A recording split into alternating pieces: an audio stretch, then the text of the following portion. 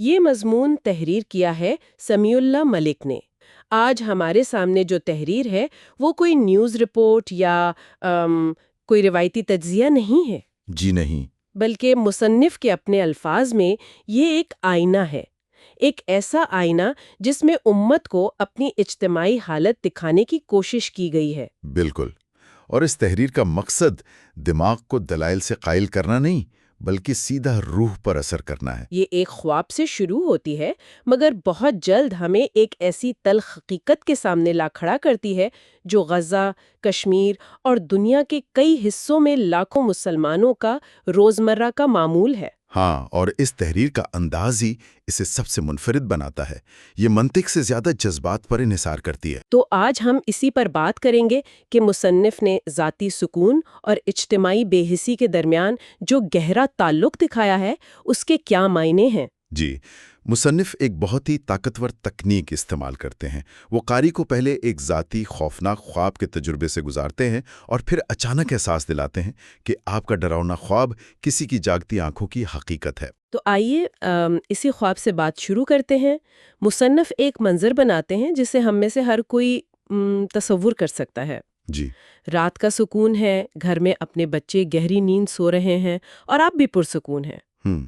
پھر اچانک ایک خواب آتا ہے کہ آپ کا گھر ملبے کا ڈھیر بن چکا ہے اور آپ کے بچے خون میں لت پت ہیں۔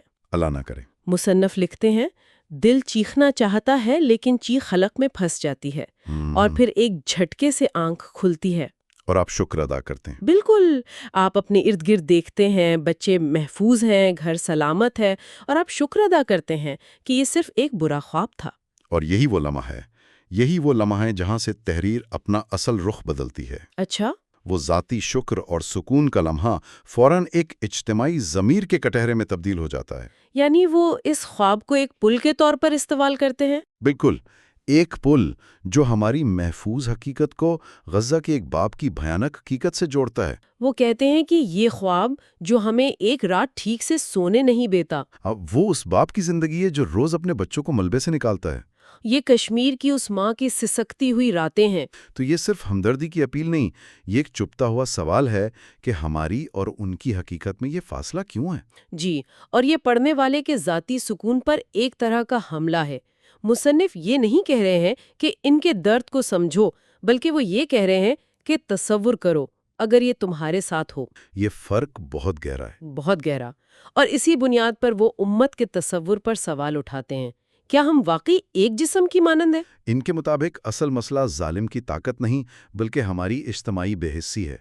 وہ اس سے امت کے تصور کا قتل قرار دیتے ہیں۔ یعنی جہاں قوم، نسل، سرحد اور ذاتی مفاد نے اس وسیع تر نظریے کو اب کہہ لیں کہ دفن کر دیا ہے۔ اور اس نقطے کو واضح کرنے کے لیے وہ تاریخ سے دو بہت طاقتور مثالیں لاتے ہیں۔ جی، اور وہ موازنہ بہت چونکا دینے والا ہے۔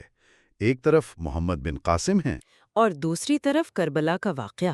بالکل، ایک طرف وہ محمد بن قاسم کی مثال دیتے ہیں جو سندھ کی ایک بیٹی کی پکار پر ہزاروں میل دور سے سمندر پار کر کے آ جاتے ہیں۔ نہ کوئی پاسپورٹ، نہ ویزا، نہ اقوام متحدہ کی قرارداد کا انتظار، صرف ایک احساس تھا، ایک جذبہ تھا کہ امت ایک ہے۔ اور دوسری طرف وہ کربلا کا سانحہ پیش کرتے ہیں جہاں نواسہ رسول صلی اللہ علیہ وسلم اور ان کے اہل خانہ پر ظلم ہو رہا تھا، اور تاریخ سوال کرتی ہے کہ باقی مسلمان دنیا کہاں تھی؟ تو مصنف ان دو واقعات کو آمنے سامنے رکھ کر پوچھتے ہیں کہ آج ہمارا رویہ محمد بن قاسم جیسا ہے یا کربلا کے خاموش تماشائیوں جیسا؟ یہ ایک بہت ہی سنگین سوال ہے، لیکن یہاں یہ بھی تو سوچا جا سکتا ہے کہ کیا آج کے دور کی جو قومی ریاستیں ہیں یعنی نیشن سٹیٹس، ان کے ڈھانچے میں محمد بن قاسم والی مثال قابل عمل ہے بھی؟ آپ کا نقطہ بہت اہم ہے، بہت اہم ہے، اور مصنف شاید جان بوجھ کر اس عملی پیچیدگی کو نظر انداز کرتے ہیں۔ اچھا، ان کا مقصد آج کے دور میں کسی فوجی مہم جوئی کی وکالت کرنا نہیں ہے، بلکہ اس جذبے اور احساس ذمہ داری کو زندہ کرنا ہے جو اس عمل کے پیچھے تھا۔ تو مطلب یہ کہ اگر سیاسی اور فوجی رد عمل ممکن نہیں، تو کیا سفارتی، معاشی اور جذباتی سطح پر بھی ہم ایک نہیں ہو سکتے؟ بالکل، ان کے نزدیک ہمارا مسئلہ وسائل کی کمی نہیں بلکہ احساس کی موت ہے۔ جیسا کہ سمیع اللہ ملک اپنے مضمون میں واضح کرتے ہیں، یہ احساس کی موت یا بے حسی صرف انفرادی سطح پر نہیں ہے، یہ ہمارے اجتماعی رویوں میں بھی نظر آتی ہے۔ جی مجھے ان کا وہ حصہ بہت چونکا دینے والا لگا جہاں وہ کرکٹ میچوں اور سیاسی لڑائیوں کا ذکر کرتے ہیں۔ وہ لکھتے ہیں کہ جب امت جل رہی تھی تو باقی لوگ بڑی بڑی اسکرینوں پر میچ دیکھ رہے تھے، چوکوں چھکوں پر ناچ رہے تھے، اور سوشل میڈیا پر فضول بحثوں میں الجھے ہوئے تھے۔ یہ ایک بہت ہی بے رحم آئینہ ہے جو ہمیں دکھایا گیا ہے۔ صحیح۔ اور یہاں تنقید دو طرفہ ہے، ایک تو اپنی داخلی بے حسی پر ہے اور دوسری عالمی طاقتوں کی کھلی منافقت پر۔ کس طرح سے؟ مصنف اس تضاد کو بے نقاب کرتے ہیں۔ وہ کہتے ہیں کہ جب یوکرین میں بجلی بند ہوتی ہے تو پوری مغربی دنیا کو انسانی حقوق یاد آ جاتے ہیں۔ جی۔ لیکن جب غزہ میں ہسپتال، اسکول اور پوری کی پوری بستیاں مٹا دی جاتی ہیں تو مکمل خاموشی چھا جاتی ہے۔ وہ امریکی، برطانوی اور فرانسیسی حکومتوں کی اسرائیل کے لیے کھلی حمایت کا بھی ذکر کرتے ہیں۔ بالکل، اور بتاتے ہیں کہ کیسے امریکی وزیر خارجہ خود کو یہودی کہہ کر ظالم کو مظلوم ثابت کرنے کی کوشش کرتا ہے اور ان کی حفاظت کے لیے بحری بیڑے بھیج دیے جاتے ہیں۔ تو اس تحریر کا استدلال یہ ہے کہ ایک طرف ہماری اپنی بے حسی ہے اور دوسری طرف ایک ایسا عالمی نظام ہے جو انصاف کے نام پر صرف اپنے مفادات کا تحفظ کرتا ہے۔ یہ تشخیص تو کافی مایوس کن ہے۔ مایوس کن ضرور ہے، لیکن مصنف کا مقصد مایوسی پھیلانا نہیں ہے۔ تو پھر کیا ہے؟ ان کا مقصد ہے جھوٹے سہاروں سے امیدیں ختم کرنا۔ وہ واضح طور پر کہتے ہیں کہ حل نہ اقوام متحدہ میں ہے، نہ نیٹو میں ہے، اور نہ ہی عالمی طاقتوں کے وعدوں میں۔ یعنی کوئی باہر سے آ کر ہماری مدد نہیں کرے گا؟ نہیں کرے گا۔ وہ امت کو اپنی تقدیر اپنے ہاتھ میں لینے کی دعوت دیتے ہیں۔ اچھا، تو مصنف نے مسئلے کی جڑ یعنی بے حسی اور منافقت کو تو بے نقاب کر دیا، لیکن کیا وہ صرف مسئلہ بتا کر چھوڑ دیتے ہیں یا آگے کا کوئی راستہ بھی دکھاتے ہیں؟ نہیں، وہ حل پیش کرتے ہیں، اور ان کا حل کسی سیاسی منشور یا معاشی منصوبے میں نہیں بلکہ قرآن میں ہے۔ قرآن میں؟ جی، وہ سورہ آل عمران کی آیت پیش کرتے ہیں، وَاعْتَصِمُوا بِحَبْلِ اللَّهِ جَمِيعًا وَلَا تَفَرَّقُوا، یعنی اور تم سب مل کر اللہ کی رسی کو مضبوطی سے تھام لو اور تفرقے میں نہ پڑو۔ تو ان کے نزدیک اصل اور واحد حل اتحاد میں ہے۔ اتحاد میں۔ وہ پھر تاریخ سے مثال لاتے ہیں کہ جب امت ایک تھی تو مٹھی بھر لوگوں نے بدر میں فتح حاصل کی، اور جب بکھر گئی تو کربلا جیسے سانحے ہوئے۔ لیکن پھر وہی سوال پیدا ہوتا ہے، اتحاد سننے میں بہت اچھا لگتا ہے، لیکن عملی طور پر یہ کیسے ممکن ہے؟ صحیح۔ امت آج سینکڑوں فرقوں، سیاسی نظریات، معاشی مفادات اور قومیتوں میں بٹی ہوئی ہے۔ کیا صرف ایک آیت کا حوالہ دینا کافی ہے؟ یہ اس تحریر کا شاید سب سے اہم پہلو ہے۔ مصنف مسئلے کی تشخیص تو بہت گہرائی میں کرتے ہیں، لیکن حل ایک بہت ہی مثالی یعنی آئیڈیالسٹک سطح پر پیش کرتے ہیں۔ مطلب وہ کیسے پر زیادہ بات نہیں کرتے؟ جی، وہ کیسے پر زیادہ بات نہیں کرتے، صرف کیا پر زور دیتے ہیں۔ شاید ان کا مقصد کوئی 10 نکاتی ایجنڈا دینا ہے ہی نہیں، بلکہ حل کی طرف سوچنے کی بنیادی سمت درست کرنا ہے۔ کہ جب تک ہم اپنی امیدیں باہر تلاش کرتے رہیں گے، ہم بکھرے رہیں گے۔ بالکل۔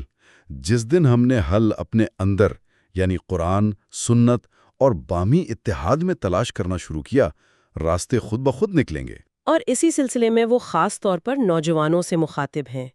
یہ حصہ مجھے بہت اہم لگا۔ جی، جہاں وہ کہتے ہیں کہ یہ وقت سوشل میڈیا کے مجاہد بننے کا نہیں بلکہ عمل کے سپاہی بننے کا ہے۔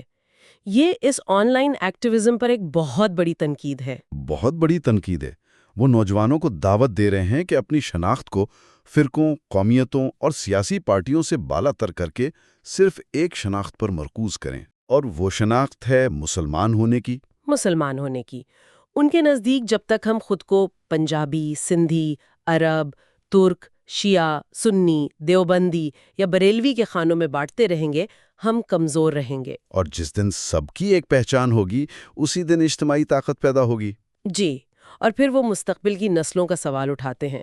ایک بہت ہی جذباتی اور سنگین انتباہ ہے۔ وہ کہتے ہیں کہ تاریخ لکھی جا رہی ہے اور کل ہماری اولادیں ہم سے پوچھیں گی۔ وہ پوچھیں گی کہ جب قبلہ اول جل رہا تھا، جب کشمیر میں ہم ہیں پاکستانی، پاکستان ہمارا ہے کہ نعرے لگانے والوں پر گولیاں برسائی جا رہی تھیں، تو تم کہاں تھے؟ تم کیا کر رہے تھے؟ اور یہ صرف ایک جذباتی اپیل نہیں بلکہ ایک منطقی انتباہ بھی ہے۔ مصنف کا اشارہ ہے کہ اگر آج ہم دوسروں کے گھروں میں لگی آگ پر خاموش رہے تو کل یہ آگ ہمارے اپنے دروازوں تک بھی پہنچ سکتی ہے۔ بالکل، وہ یاد دلاتے ہیں کہ قیامت کے دن نہ کسی کا پاسپورٹ کام آئے گا، نہ قومیت، نہ ویزا۔ وہاں صرف ایک سوال ہوگا کہ جب ظلم ہو رہا تھا تو تم ظالم کے ساتھ تھے، مظلوم کے ساتھ تھے، یا خاموش تماشائیوں میں سے تھے؟ صحیح۔ تو بآخر یہ تحریر کسی نتیجے پر نہیں بلکہ ایک سوال پر ختم ہوتی ہے۔ جی۔ مصنف کہتے ہیں کہ تقریر تو ختم ہو رہی ہے لیکن فیصلہ اب شروع ہو رہا ہے۔ کیا ہم نے صرف سنا یا ہم کچھ بدلنے کا ارادہ لے کر یہاں سے اٹھ رہے ہیں؟ اور تاریخ یہ نہیں لکھے گی کہ ہم نے کیا کہا، بلکہ یہ لکھے گی کہ ہم نے کیا کیا۔ یہ اس بات کی طرف اشارہ ہے کہ امت کو ایک اور جذباتی تقریر کی نہیں بلکہ ایک بیدار ضمیر کی ضرورت ہے۔ اور اس کے آخر میں سوچنے کے لیے جو نقطہ چھوڑا گیا ہے وہ انتہائی گہرا ہے۔ مصنف اپنی بات ایک اجتماعی دعا پر ختم کرتے ہیں جو صرف ایک دعا نہیں بلکہ ایک عہد کی حیثیت رکھتی ہے۔ اے اللہ، ہمیں تماشائی نہ بنانا، ہمیں بزدل نہ بنانا، ہمیں خاموش قوم نہ بنانا۔ جی۔ یہ تحریر کاری کو اس سوال کے ساتھ تنہا چھوڑ دیتی ہے کہ کیا ہم صرف تماشائی بنے رہیں گے یا حق کے گواہ بنیں گے؟ اصل چیلنج یہ نہیں کہ ہم اس تحریر سے متفق ہیں یا نہیں۔ اصل چیلنج یہ ہے کہ ضمیر کے اس آواز کو سن کر ذاتی اور اجتماعی سطح پر کیا تبدیلی لائی جا سکتی ہے۔ کیا یہ درد صرف ایک عارضی احساس بن کر رہ جائے گا یا کسی مستقل عمل کی بنیاد بنے گا؟ یہی اصل سوال ہے۔ یہ فکر انگیز تحریر سمیع اللہ ملک کی ہے۔